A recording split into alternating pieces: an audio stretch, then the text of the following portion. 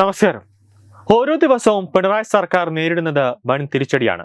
അതായത് ഒരു സംസ്ഥാന സർവീസിൽ പ്രവർത്തിക്കുന്ന പോലീസ് ഉദ്യോഗസ്ഥന്, അതായത് IPS ഉദ്യോഗസ്ഥന് ഡെപ്യൂട്ടേഷനിൽ കേന്ദ്ര സർക്കാരിൽ ജോലി ചെയ്യാൻ സംസ്ഥാന വിജിലൻസിന്റെ ക്ലിയറൻസ് അത്യാവശ്യമാണ്. എന്നാൽ മാസങ്ങളായിട്ടും DGP യോഗേഷ് ഗുപ്തയ്ക്ക് ക്ലിയറൻസ് നൽകാൻ സർക്കാർ തയ്യാറായില്ല. യോഗേഷ് ഗുപ്തയുടെ പേരിൽ ഒരു തരത്തിലുമുള്ള കേസോ അഴിമതി ആരോപണങ്ങളോ ഒരു അന്വേഷണമോ നിലവിൽ നടക്കുന്നില്ല എന്നതാണ് മറ്റൊരു പ്രധാന കാര്യം. പിന്നെ എന്തിനാണ് സർക്കാർ ക്ലിയറൻസ് സർട്ടിഫിക്കറ്റ് നൽകാതെ തടഞ്ഞുവച്ചത് എന്നാണ് പോലീസ് അസോസിയേഷനിൽ തന്നെ ഉയരുന്ന ചോദ്യം. അതുകൊണ്ടാണ് നീതി തേടി സെൻട്രൽ അഡ്മിനിസ്ട്രേറ്റീവ് ട്രിബ്യൂണൽ ഒരു ഹർജി നൽകുകയും ചെയ്തത്.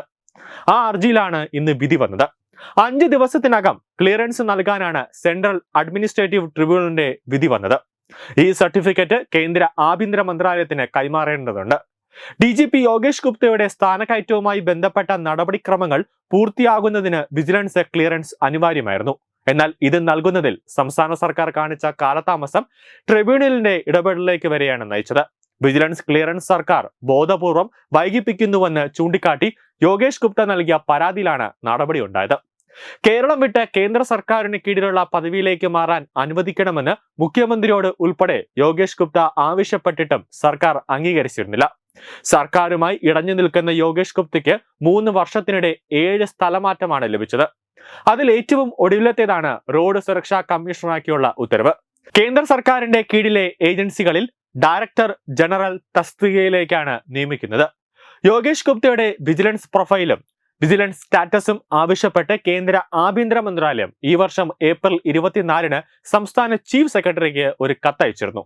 എന്നാൽ ഇതിന് മറുപടി നൽകാൻ സർക്കാർ തയ്യാറായില്ല.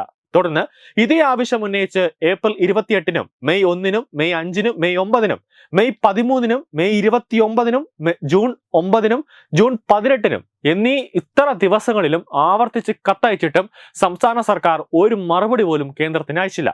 എന്നാൽ ഹർജി നൽകിയത് പിന്നാലെ സെപ്റ്റംബർ 10-ന് യോഗേഷ് ഗുപ്തക്കെതിരെ ചീഫ് സെക്രട്ടറി നേരിട്ട് അന്വേഷണം പ്രഖ്യാപിച്ചു.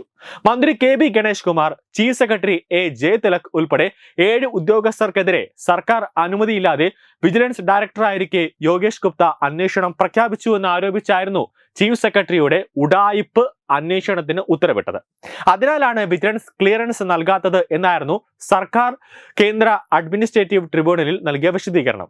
എന്നാൽ ഏതൊക്കെ കാര്യങ്ങളിലാണ് അന്വേഷണമെന്നും വിജിലൻസ് ക്ലിയറൻസ് ആവശ്യപ്പെട്ടുകൊണ്ട് കേന്ദ്ര ആഭ്യന്തര മന്ത്രാലയം അയച്ച എല്ലാ കത്തുകളുടെയും ഒറിജിനൽ ഹാജരാക്കാനും അഡ്മിനിസ്ട്രേറ്റീവ് ട്രിബ്യൂണൽ സർക്കാരിന് സെപ്റ്റംബർ 15-ന് നിർദ്ദേശം നൽകിയിരുന്നു. ഇതിന് പിന്നാലെ സർക്കാർ സമർപ്പിച്ച മറുപടി സത്യവാങ്മൂലം പരിശോധിച്ച ശേഷമാണ് ഇന്ന് യോഗേഷ് ഗുപ്തയ്ക്ക് അനുകൂലമായ ഒരു വിധി കേന്ദ്ര അഡ്മിനിസ്ട്രേറ്റീവ് ട്രിബ്യൂണൽ പുറപ്പെടുവിച്ചത്. ന്യൂസ് ഡെസ്ക് തത്വമൈ TV.